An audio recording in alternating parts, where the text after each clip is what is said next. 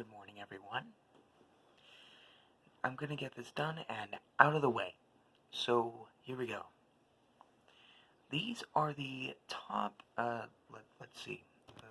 1, 2, 3, 4, 5, 6, 7, 8, 9,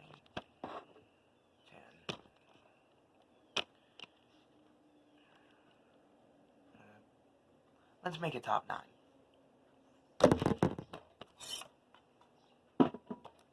Take one of those out. These are the top 9 best films of 2009. Let's just dive straight in. Number 9 is New Moon from the Twilight Saga. I love the character development. I love the introduction of Jacob, the werewolf character played by Taylor Lautner. And I think that there's a lot more character development here. And I like some of the new characters that they introduce. I like the confrontations that Edward and Jacob have over Bella. And, well, there's more ancient secrets that are out to tear them apart, and you really feel what they're going through in this one. And,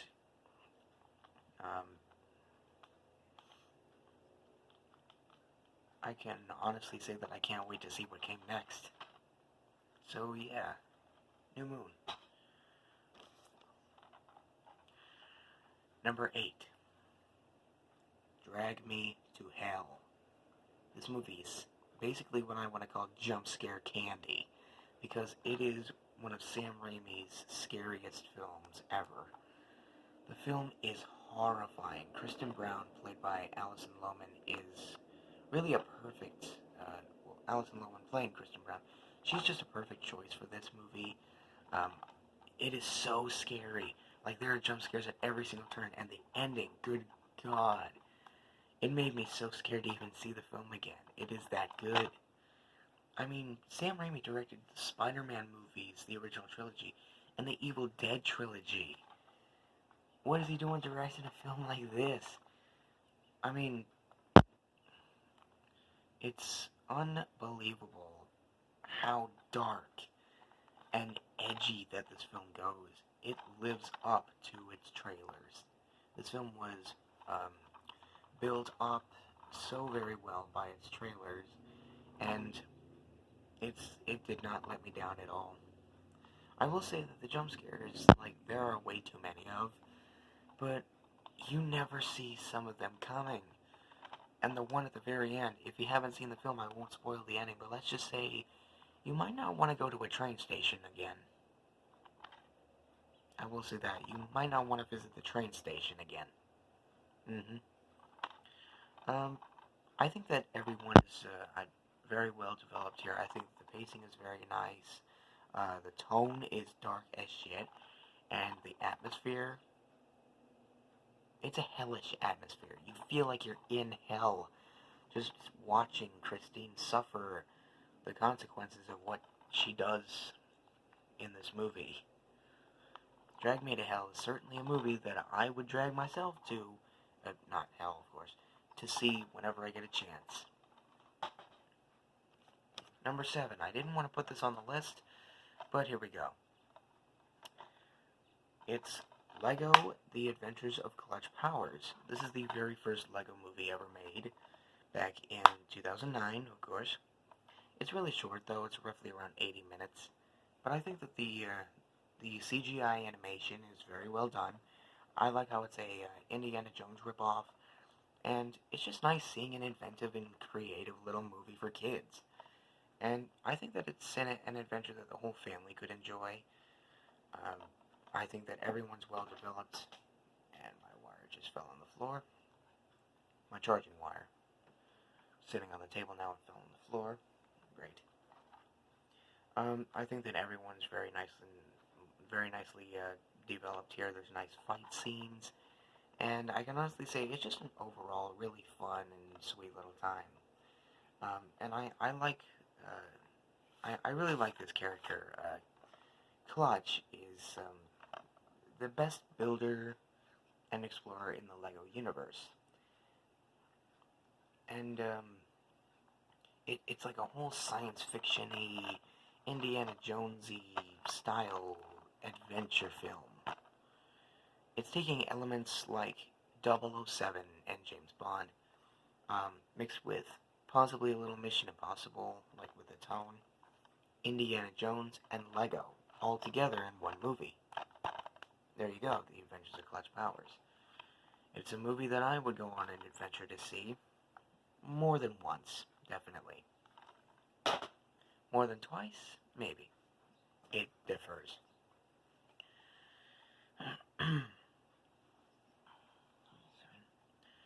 Number 6. Yeah, I don't have a case for this. Hotel for Dogs.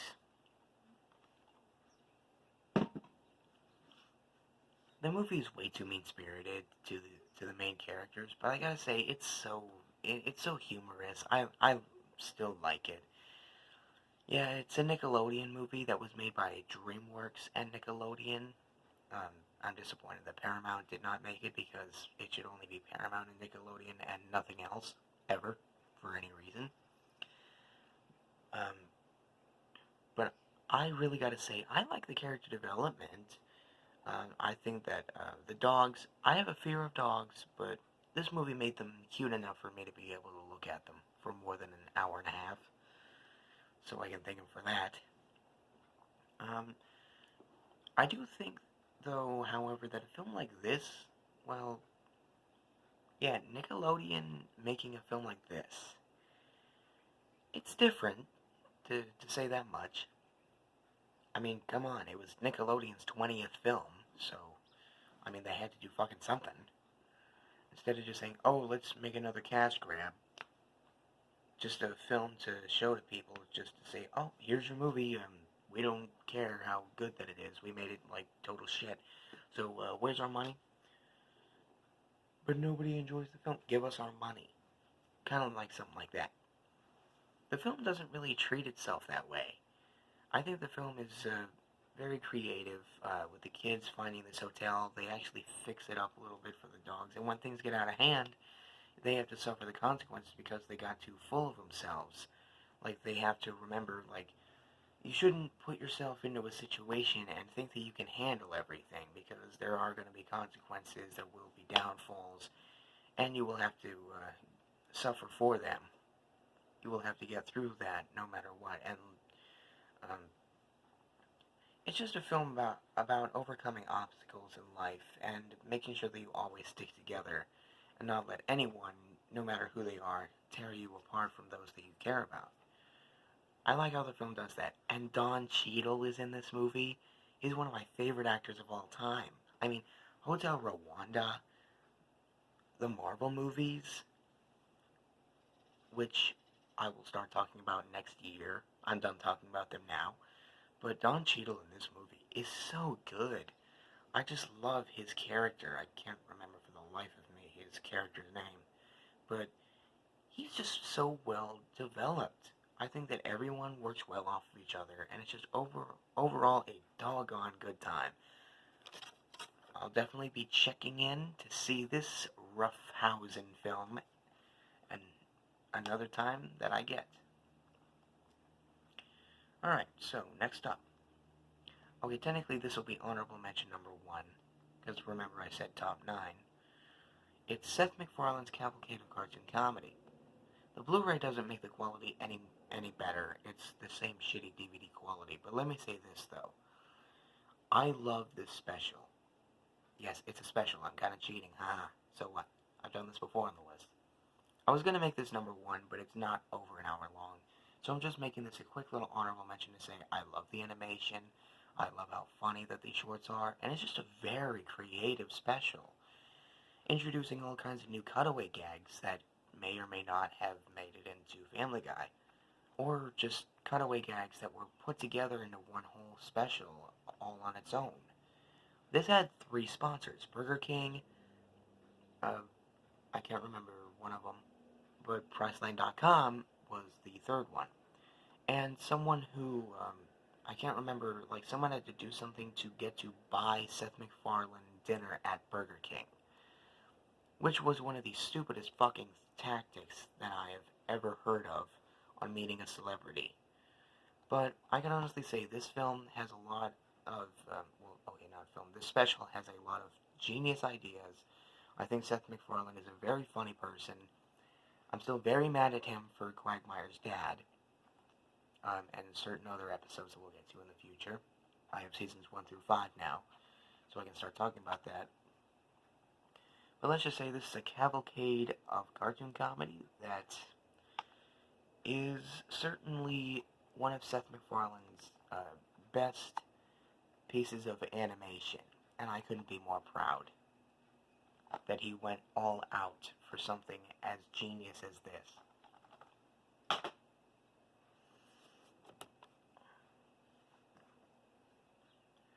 Alright, so. 7, 6. Number 5 is Ice Age 3, Dawn of the Dinosaurs. Now, the reason that I didn't talk about the second film, Ice Age The Meltdown, is because there's way too much conflict going on between Manny and Ellie. But this film, like, really gets everything a lot better. Like, I love how the characters are further developed. I like how Diego wants to go out on his own and explore life for himself again. Sid wants a family, and so does Manny. Like, Sid just wants to know that he's not alone in the world, because he feels like he's alone, and he just wants to know that he's not. And Manny is, well, just trying to get ready to be a father. Another movie stole that idea, Shrek the Third. Okay, that was 2 years before this, and by another company, but still. I just think that Ice Age, Dawn of the Dinosaurs did this a lot better. And the dinosaur aspect, it's prehistoric times, so... I mean, it's so nice, like, hey, why don't we have prehistoric times, like the Ice Age, and have the dinosaurs still be living? Let's make a film out of this. And so they did. They absolutely did. And it is so funny. I love the pacing, the tone, the atmosphere, everything about this movie is great. And they finally give Scrat a love interest, despite her only being in this film only. Even though I think she does make a small cameo in the fourth film, Continental Drift, but it's very, very short, very brief, and something that's not to write home about. But this film has some of the funniest Scrat segments I've ever seen in a film titled Ice Age. I think that Ice Age 3 is another film that will be the dawn of, well, one of the funniest animated films of the year. Number 4, High School Musical 3, Senior Year. This was the only High School Musical film released in theaters, and it shows. I mean, right fucking there. But still, this film was nearly 2 hours long. It's 112 minutes, jeez. I really like how this film features all the characters believing that they need to do something that they'll remember forever now that they're done with high school. And they're just trying to, like, make up ideas, like, they start thinking, what's going to become of their lives out of high school? Like, what are they going to become of their romances, friendships, and dreams? Well, they decide to stage a spring musical reflecting their hopes and fears about the future, and their unforgettable experiences growing up together in the first 2 films. We now have a TV show, thanks a lot, Disney. Why not just make a 4th film? But still, this is the only theatrical release, and I think this one needs to be, because it has the most heart. I love the musical numbers, and the passion for this one is really well done. I love how everything is wrapped up for the story, but why not continue it with a sequel, like High School Musical 4, College Year, or College Days.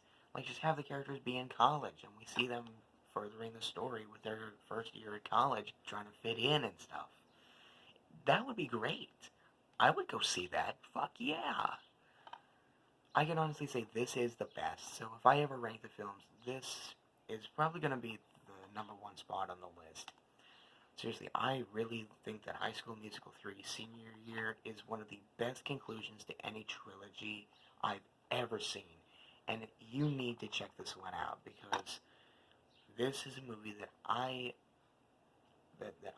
can honestly say congratulations. Get it? Because they're graduating. You see their graduation gowns and caps. Because anyway, I was gonna review this, like legitimately review this movie. In fact, all three films when I graduated last year. I didn't even think about it, and that was before I got into this trilogy. Anyway, number 3. This is a film called The Goods, Live Hard, Sell Hard, and it's 90 minutes long. This came out in 2009 and was never released on home video. I'm not kidding. I looked this up. This was released as a rental only in stores on DVD, meaning that there were limited copies and you could only see this as a rental. You were not allowed to own this film, no matter what. No matter what you did, no matter how hard you tried. This film was illegal at the time to own. But because this film is no longer a rental, I just so happened to have found, yes, I found this, a recorded copy of the film. This was given to me at a community yard sale a couple of years ago. Of course, I made this little sticker label here. It's just a piece of paper with the title on it and the running time. Yes, this is recorded. I think just so that way this film could live on in infamy, because I tried to find this film on DVD on Amazon. It's not there. That should fucking tell you something. And why was it never released on DVD? I honestly don't know. I don't know. Like, was it because the film did so poorly at the theaters? Was it because the director didn't like it or something? Was it because of legal disputes? It was made by fucking Paramount Vantage, one of the sister leg companies of Paramount Pictures. Paramount Players is the new one now. They're not bad. Seriously, this film is fucking funny. This film is fucking funny. It has the best characters that could ever be put together for this film. It's basically just a car selling business comedy. Good God, is this movie funny. No, really. Good God, is this film so effing funny.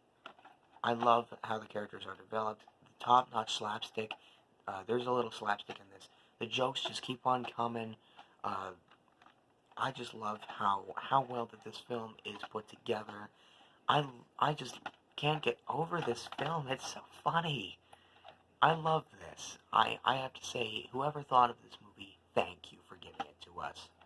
It is definitely a movie that is so good, I'm going to live hard. Maybe not sell hard, but I'm going to live hard with a movie as good as The Goods. Okay, I'm gonna get this honorable mention out of the way. Is this the only other one? Nope, it's technically it's honorable mention time. And first up is WALL-E. I know we're not at number 2 yet, but let's just get this over with now. First up is WALL-E. From the animation to the effects to the details of everything, the character development, and having WALL-E and Eva not talk is perfect. It's brilliant. But still having human characters and have them still be animated, because having animated robotic characters and live action characters in an animated or live action world would not fit for a film like this. And I love the musical score for this film. I love just how calm and how breathtaking that it is. And I love how this film does have a setup. Like, it legitimately does have a villain and everything. But I think that there's a nice romance that starts budding between WALL-E and Eva. And it is such a breath of, well, fresh air. But the film looks at the earth as completely covered with trash. That's where the film opens. And at the end, they show the world can get better. It's what we make of it. And just like another film that I'm going to talk about, but I just want to say that WALL-E is such a mind-blowing, imaginative story that I can say thank you, Disney, and thank you, Pixar. Um, I love the ending song Down to Earth by Peter Gabriel because it is such a tearjerker. It tells us that, um, like, we're who we are, and we are coming to Earth because we have a purpose here. Not to make it worse, to make it better. And yes, we make mistakes. We can hurt the Earth sometimes, but we can still heal it. We can make it better, even when we think we can't, because we are who we are. We can make it better no matter how hard we try. Even planting a seed and watering it from time to time, that would be perfect. Cleaning up garbage from the streets, that would be even better. Just do something that you think would help the earth to heal and look better for everyone to live in and help it thrive more than ever before. Because if you do that, everything will be at peace and this will be a world that is worth living in. Thank you to the one person applauding me. Okay, the other honorable mention is Family Guy's something something something Dark Side. I will get to this in part 2. I've been talking for over 20 minutes. Give me a minute.